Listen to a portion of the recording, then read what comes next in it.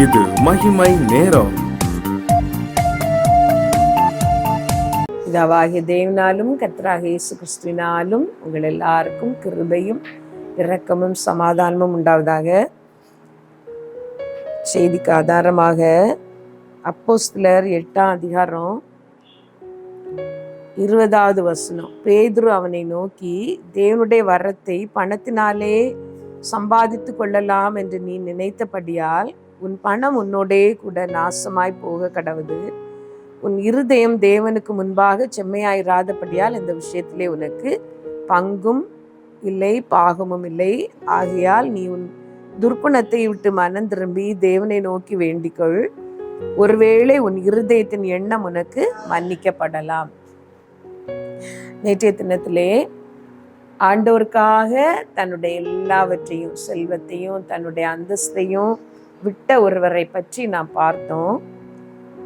இந்த நாளிலே பணத்தை வைத்து ஆண்டவருக்குரிய காரியங்களை சாதித்து விடலாம், பணத்தை வைத்து தனக்கு ஒரு மேன்மையை தேடிக்கொள்ளலாம் என்று பிரயாசப்பட்ட ஒரு மனிதனை பற்றி நாம் பார்க்கிறோம். அவர் பெயர் சீமோன். சமாரியா நாட்டிலே வாழ்ந்தவர். மாய வித்தைகளினாலே ஜனங்களை அவர் ஏமாற்றி கொண்டிருந்தார். அவர் செய்த மாய வித்தைகளை கண்ட அந்த சமாரியர் தேவனுடைய பெரிதான சக்தி இவர்தான் என்று சொல்லி அந்த சீமோனை மதித்து வந்தார்கள் என்று சொல்லி வேதம் சொல்லுகிறது. எல்லாரும் அவருடைய வார்த்தைகளை அநேக காலமாய் தன்னுடைய மாய வித்தைகளினாலே அவர்களை பிரமிக்க பண்ணினதினால் அவனை மதித்து வந்தார்கள் என்று வேதம் சொல்லுகிறது. அந்த சமாரியாவுக்கு பிலிப்பு என்கிற ஆண்டவருடைய சீஷன் வருகிறார். வந்து இயேசு கிறிஸ்துவை பற்றியும் ரட்சிப்பை பற்றியும் சொன்ன பொழுது சமாரியர் அவர்களை ஏற்றுக்கொண்டார்கள். சமாரியர் இயேசு கிறிஸ்துவை ஏற்றுக்கொண்டு ஞானஸ்நானம் பெற்றார்கள். இந்த சீமோனும் பிலிப்புவின் வார்த்தைகளை கேட்டு விசுவாசித்து ஞானஸ்நானம் பெற்றுக்கொண்டார் என்று வேதவசனம் சொல்லுகிறது. ரட்சிக்கப்பட்டார். அவர் ஞானஸ்நானம் பெற்றுக்கொண்டார். பெற்றுக்கொண்ட பிறகு இந்த சமாரியர் தேவ வசனத்தை ஏற்றுக்கொண்டார்கள் என்று பேதுருவும்,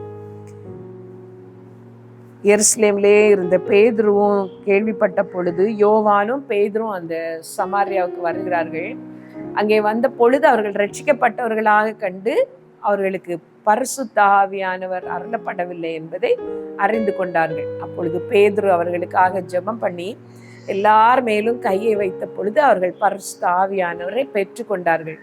இதை பார்த்து கொண்டிருந்த அந்த சீமோனுக்கு ஒரு ஆசை, நாமும் கையை வைத்தால் எல்லாருக்கும் பரிசுத்த ஆவி கிடைக்க வேண்டும்.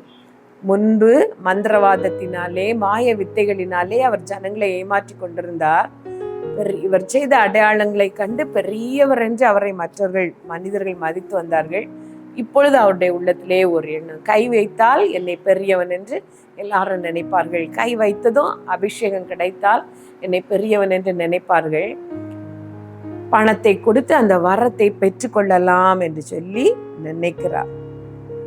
சீமோன் பேதுருவுக்கு சீமோனுடைய இருதயம் தெரிந்தது.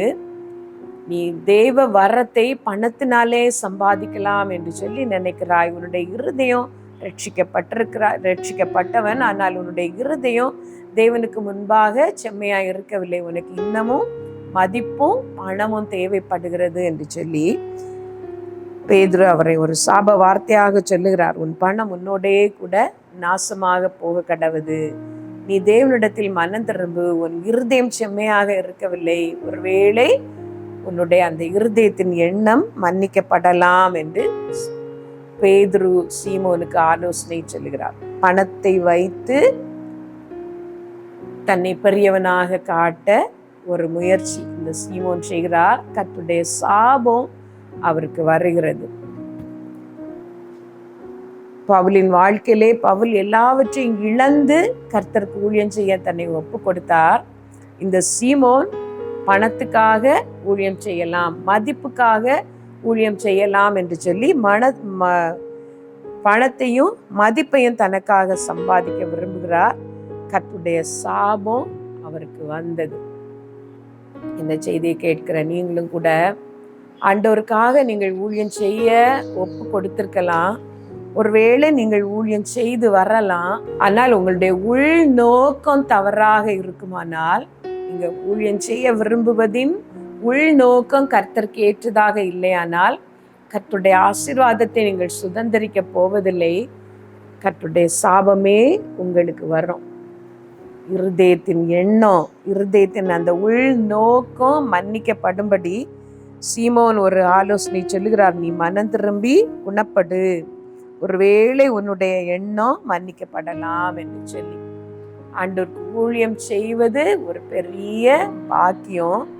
ஆனால் ஊழியம் என்று நாம் வரும் பொழுது கனத்தையும் மகிமையும் தேடக்கூடாது. இயேசு கிறிஸ்து ஒரு ஊழியக்காரன் எப்படி இருக்க வேண்டும் என்று அவர் சொல்லி தந்தார். ஒரு வேலைக்காரன் வயலிலே தன்னுடைய வேலைகளை எல்லாம் முடித்து விட்டு தன்னுடைய வீட்டிற்கு வருகிறான். எஜமான் காத்திருக்கிறார். இவன் கஷ்டப்பட்டு வயலில் வேலை செய்து விட்டு வந்தவன், ஆகவே இவன் முதலில் போய் சாப்பிட்டு விட்டு வரட்டும் என்று அந்த ஊழியக்காரர், அந்த எஜமான் அனுமதிக்கவில்லை. நீ அறை கட்டி கொண்டு முன்பு எனக்கு சாப்பாடு வை, நான் சாப்பிட்டு முடித்த பிறகு நீ சாப்பிடலாம். இதுதான் ஊழியக்காரர்களுடைய நிலைமை. ஊழியக்காரர்களிடம் எதிர்பார்க்கப்படுகிறது அதுதான். மற்றவர்களுக்கு முன்பாக நீங்கள் தாழ்மையாக நடந்து கொள்ள வேண்டும். மற்றவர்களுக்கு நீங்கள் ஊழியம் செய்ய வேண்டும். மற்றவர்கள் உங்களை மதிக்க வேண்டும் என்றல்ல, மற்றவர்களுக்கு முன்பாக பணிந்து நீங்கள் செய்ய வேண்டும் என்பதுதான் உங்களிடம் எதிர்பார்க்கப்படுகிற காரியம். ஆனால் வரங்கள் இருப்பதினால், கர்த்தர் தந்த சில கிருபைகள் இருப்பதினால், பணமும் மதிப்பும் எனக்கு வேண்டும் என்று நாம் விரும்பினோமானால் நாம் நம்மை ஏமாற்றி கொள்ளுகிறோம். இந்த சீமோன் ஊழியம் செய்ய விரும்பினார். ஆனால் அதே சமயம் அவருடைய உள் நோக்கம் மதிப்புக்காக அதை செய்ய வேண்டும் என்று இருந்தது. அவருடைய உள் மனதிலே பணம் தேவைப்பட்டது. பணத்தை வைத்து நாம் சாதித்து விடலாம் என்கிற ஒரு மேட்டிமை இருந்தது. கர்த்தருடைய கோபாக்கினை தான் அவருக்கு வந்தது. இந்த செய்தியை கேட்கிற நீங்கள் உங்களை ஆராய்ந்து பாருங்கள். கர்த்தருடைய ஊழியத்திற்கு ஒப்பு கொடுத்தவர்களானால், ஆண்டவரே எந்த நிலையிலே நீர் என்னை அழைத்தாலோ நான் ஊழியம் செய்ய வருகிறேன், மேடையிலே என்னை பேச அழைத்தால் நான் வருகிறேன், இல்லை உப்பை போல கரைந்து யாருக்கும் தெரியாமல் எனக்கு உதவி செய்யும் என்று நீங்கள் ஆண்டவரிடம் கேளுங்கள். கர்த்தர் உங்களுக்கு உதவி செய்வார். ஆண்டவருக்காக லாபமாக நீங்கள் நினைக்கிற காரியங்களை எல்லாம் விடும் பொழுது கர்த்தர் நூறத்தனையாக உங்களுக்கு பதில் தருகிறார். அதே சமயத்திலே கர்த்தருக்காக ஊழியம் செய்கிறோம் என்ற பெயரிலே உங்களுக்கென்று கனத்தையும் மதிப்பையும் நீங்கள் தேடும் பொழுது கர்த்தரின் சாபத்தை பெற்றுக்கொள்கிறீர்கள். தனக்கு தானே ஜெயஸ்தம்பம் நாட்டின அந்த சவுல் சபிக்கப்பட்டது போல நமக்கு எந்த மேன்மையும் தேடாமல் எல்லாவற்றையும் கர்த்தருக்கே கொடுத்து அவருடைய நாமத்தை மகிமைப்படுத்தி அவருடைய நாமத்தை உயர்த்தி வாழ கர்த்தர் தாமே நம்ம ஒவ்வொருவருக்கும் கிருபை செய்வாராக. ஆமென்.